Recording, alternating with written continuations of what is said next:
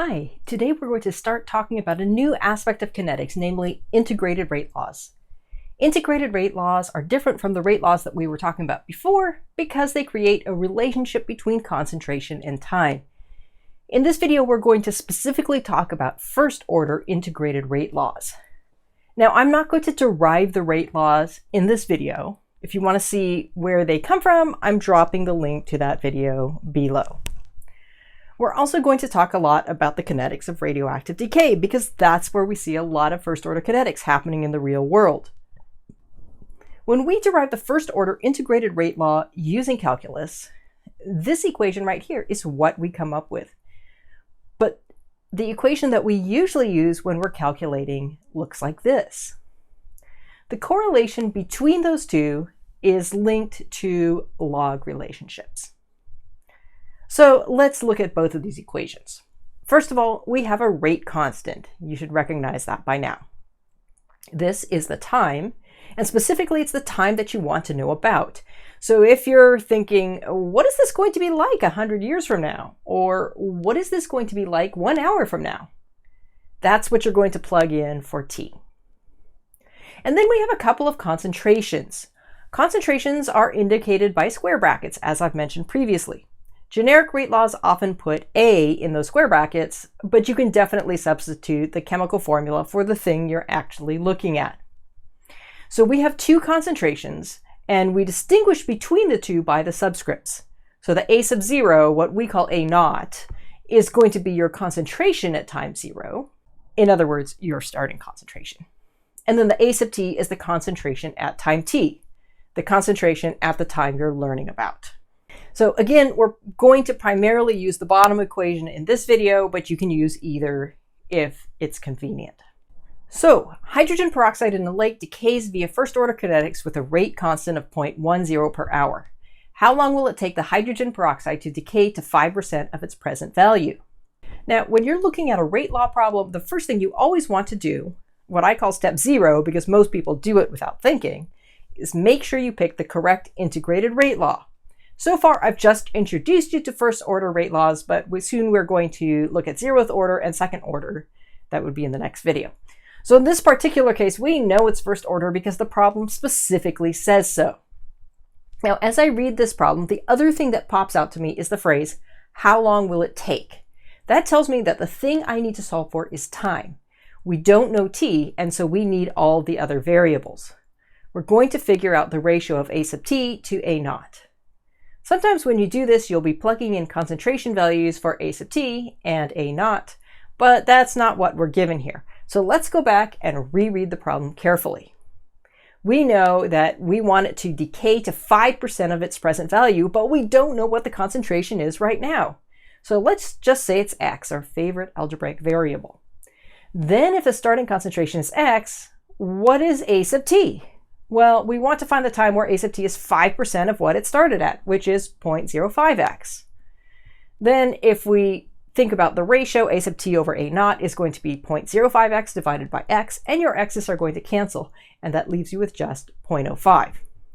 So this is something that you'll see over and over again, and you might have to initially write it out like this, but usually when you see a percentage in a first-order integrated rate law problem, you're just going to plug that percentage right in for the ratio of concentrations. So the natural log of 0.05 is minus kt. The next thing we're going to do is plug our value for k into the rate law. And what's our value of k? It's 0.10 per hour. So that goes right there, and we can solve for t now. Put t on one side, everything else on the other, and then plug it into the calculator, and we get basically 30 hours. So you see that this does something that the previous rate laws we looked at could not do. In the original rate laws, there was no time variable, so we couldn't figure out how long it would take for something to happen. And that's really what integrated rate laws are all about. All right, here's the sort of first-order problem you'll see a lot of, radioactive decay. Californium-251 decays via first-order kinetics with a rate constant of 7.7 times 10 to the minus 4th per year. And again, we always want to double-check to make sure that we're using the appropriate integrated rate law, which is the first-order integrated rate law. So the question asks, what will the concentration be in 100 years? We're looking for one of our concentrations. Which one of our concentrations are we looking for? Well, not the one right now. We're looking for the one in the future. So that means we're looking for A sub t. We need to plug everything else into our equation. So we need a value for K. Here it is. We need a value for T. Again, find it by looking for something that has a time unit. And then we need the value for A naught, which is this. Now you'll notice here that the concentration is not molarity. It doesn't have to be. These integrated rate laws work for any concentration unit, including mass percent, which is what we have here. So plug all of these values into our rate law, and let's simplify that just a little bit. And now we have natural log on the left side, which we want to get rid of. So we're going to do e to both sides. And what we get is our concentration ratio equaling e to the minus 7.7 times 10 to the minus 2. Now we can solve for A sub t, and what we end up getting is 1.22%. So our concentration has decreased, but it hasn't gone down very much. It's a very slow decay. So in the past few problems, I've given you the rate constants. But for many first order decays, you're not going to be able to look up those rate constants. What you'll find instead is what they call a half-life. So the half-life is basically the amount of time it takes for half of your reactant to disappear. So what we're going to do now is figure out the relationship between the half-life and the rate constant. And what we're going to do is we're going to say once again that whatever we're starting with is x. So it'll work for any starting concentration. And then we're looking for the time when the concentration has dropped to half of the initial value. So A sub t will be half of x. So our ratio there is going to be 0.5x over x, which is going to be 0.5. But I'm going to intentionally write it as a fraction, 1/2. Now what we have is the natural log of 1/2 is minus k times t. And not just any t, but the time that we call the half-life. So we're going to call it t with a subscript of 1/2. So solving for the half-life time, it's basically the negative natural log of 1/2 divided by the rate constant. And now I'm going to invoke log rules. Remember that the negative log of something is going to be equal to the log of the inverse of that thing. So I can write this as the natural log of 2 over the rate constant. Now the natural log of 2 is a constant, and the rate constant is also a constant. So what that tells us is that our half-life for any given first order reaction is a constant. Now here's the equation that I just derived. And I'm going to rewrite it now, solving for the rate constant. And so you can see that we can also calculate the rate constant as a function of the half-life, which is really important because if you do anything with radioactive decay, you aren't going to very easily find the rate constants, but you will find the half-lives all over the place. So again, our half-life is constant. And I want to show that to you graphically. Here we have a first order decay curve where we've taken measurements every 50 seconds. Our starting concentration is 0.2 molar. So half of that is 0.1 molar. How long does it take to get down to that concentration?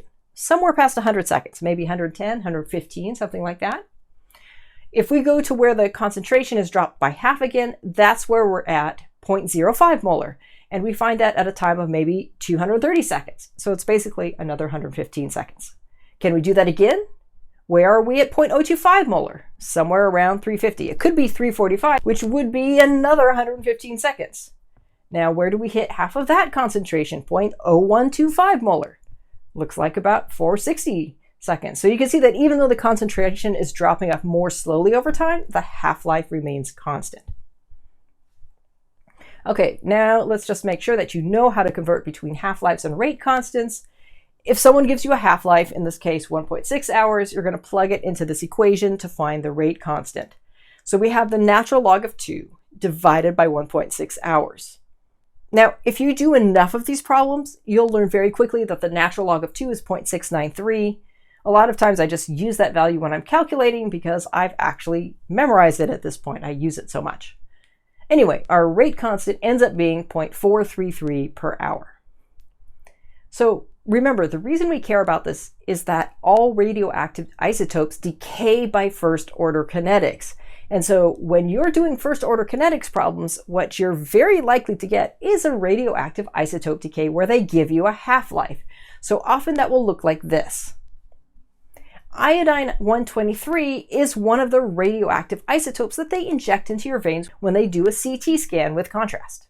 So let's say that you're worried about having that radioactive stuff trickle around your circulatory system for a long time, and you want to know how long it will take to decay to 1% of its original concentration. You can look up the half-life. I'm just going to Wikipedia, right? And you find that it's 13.22 hours. To solve this problem, we first recognize that we have to use the first-order integrated rate law. Not because it's explicitly stated in the problem, it's not, but because this is a radioactive decay problem. Next, let's find our rate constant. We'll plug our half-life into this equation here. 0.693 divided by 13.22 hours gives us a rate constant of 0.0524 per hour. Finally, we need to figure out our A sub t to A naught ratio. Again, we're just going to plug this percentage into the ratio in decimal form. So now that we've got everything we need, let's solve for t, and we see that it is going to take 87.9 hours. So basically, you've got 3.5 days before that decays out of your system. Now, many radioisotope problems that you're going to see are actually carbon-14 dating problems. So I'm going to talk you through how the carbon dating method works.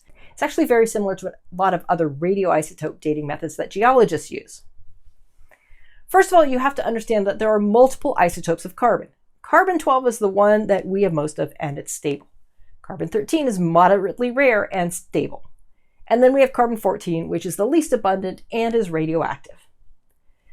Carbon-14 is produced in the atmosphere. Basically, you have solar radiation coming in, it hits atoms in the upper atmosphere, and it produces radioactive carbon-14. Now, this is produced at a constant rate, and the carbon-14 in the atmosphere decays at a constant rate. So the ratio between carbon-12 and carbon-14 in the atmosphere is constant, about 1.2 times 10 to the minus 12th. Now you and I and every other living thing on the planet use carbon as the backbone of our chemical building blocks. So if you have a living thing, I've drawn an amoeba here because I have no art skills, it will have a relatively constant intake of carbon. Photosynthetic creatures take this directly from the air, but the amoeba and us both get it by eating other creatures that have taken in carbon from the atmosphere relatively recently. At the same time, living things are also excreting carbon as well. As we replace old things with new things, we naturally replace our carbon with fresh carbon from the atmosphere. So the ratio of carbon-14 to carbon-12 is going to remain fairly constant, similar to what we see in the atmosphere. At least that's true until we die. Because once we're dead, that constant flow of atmospheric carbon into and out of us stops. The carbon-12 will stay put, but the carbon-14 gradually disappears thanks to radioactive decay. This is what we look at when we do carbon dating. Basically, the ratio between carbon-14 and carbon-12 in what's left of the organism, and we take that ratio and we compare it to the ratio in the atmosphere. So carbon dating basically tells us how long it's been since an organism died. So here's an example of a problem that you might see.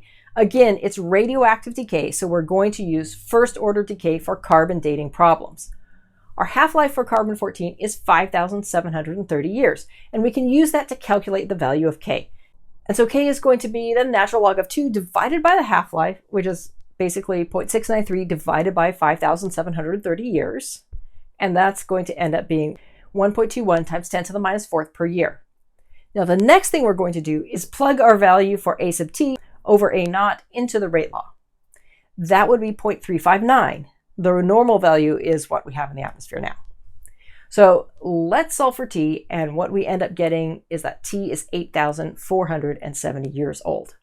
Now, how old is the tool? We don't actually know for sure that the tool itself is 8,470 years old. We only know that the tree it came from died 8,470 years ago. But it's pretty fair to say that 8,470 years is pretty close to the actual age. So that gives you an idea of how we use first-order integrated rate laws. I personally think first-order reactions are the easiest to handle of all the integrated rate laws. They're also the ones that you will probably end up using more than the other ones in real life.